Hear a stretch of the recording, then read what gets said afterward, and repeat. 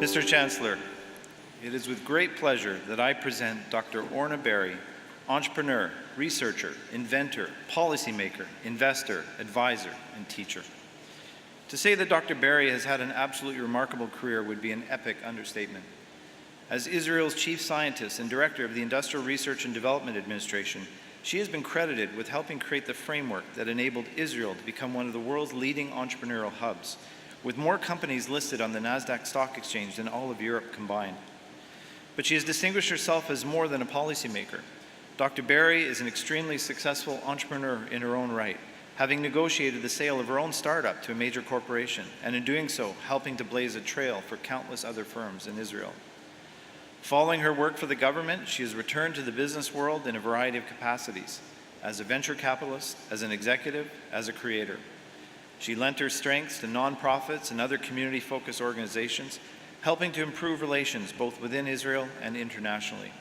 She has sat on the boards of a wide range of organizations, from corporations to higher education institutions. All of this groundbreaking activity established Dr. Berry as a woman who has shattered multiple glass ceilings, paving the way for other female entrepreneurs and executives in a field that often remains entrenched in gender bias. In addition to her work as a savvy businesswoman and a visionary policymaker, Dr. Berry has dedicated herself to promoting education, employment equality, social inclusion, and welfare in an effort to make Israel a place, she says, where people simply feel well. Indeed, through her courage, vision, commitment to excellence, and passion for innovation, the First Lady of Israel High Tech represents an ideal to be admired and emulated by our students, our professoriate, and our entire community. Mr. Chancellor, I present to you Dr. Orna Berry so that you may confer upon her the degree of Doctor of Science, honoris causa.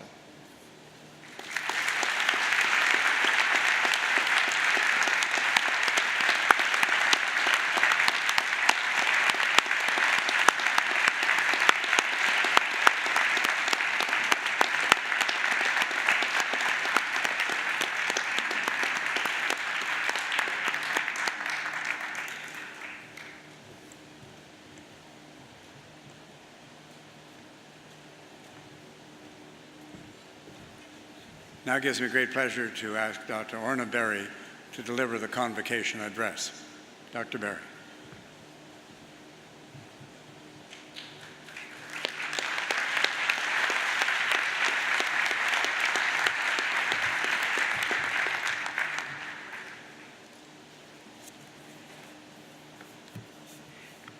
Graduation is another transition in life, but we have all gathered here in this beautiful Wednesday morning to celebrate this transition.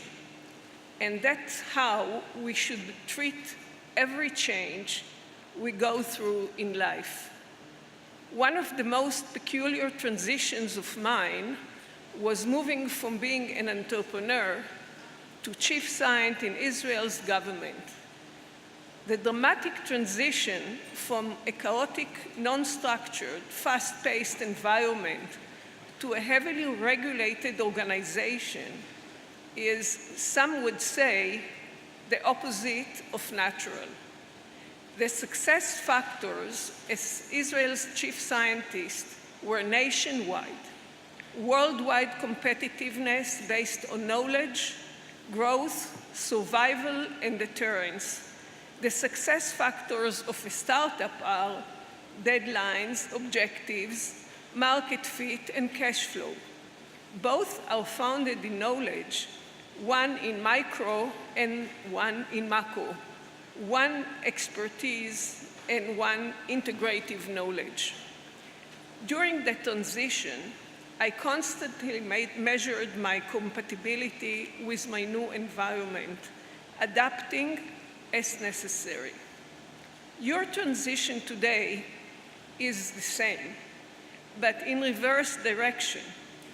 You see, you are moving from compliance with a curriculum, fixed grading measurements, and time frames to a place where your accumulated knowledge and your personality affect your opportunities. Emphasis on personality. But I built my own organization I could compose the team. But when I joined a large system like the government that is predominantly political, I had to understand the context, the team, and the consequences of every move in order to draw a successful position for the operation I was leading. In both cases, I lead with my beliefs and my social values, utilizing my professional expertise to set my own goals beyond what was defined by looking at the mission of the organization as a whole. As an entrepreneur, I had the vision to build the best team of people who could work together to bring their marginal impact that would work for the best interest of the startup. Consequently, I applied strong inclusion methods and needed to bring my partners to understand my goal. In the Galilee of Israel, where this startup was based, many Arab graduates of the Technion worked mostly in educational system because of the cultural barrier that prevented them from being part of the formal high-tech industry. I made sure we were among the early ones to adopt inclusion as a principle with compatibility to fill both professional requirements with encouraging teamwork. This inclusion ended up being a smart move for the company as a whole. This decision of inclusion follows me wherever I find myself today.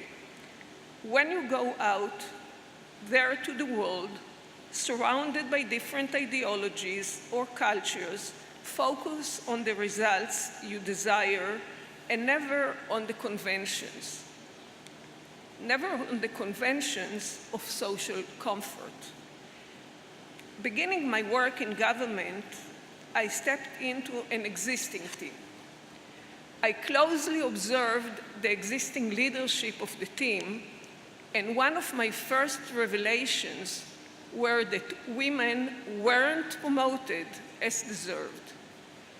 When we enter an existing environment, sometimes it's difficult to observe with a critical eye, but I encourage you to understand what is expected from you, calculate how you can succeed, follow immediately by how you can contribute. Measure your environment according to your own virtues and measure what is important for yourself or for others so that everyone can surface in a contributing way to the environment.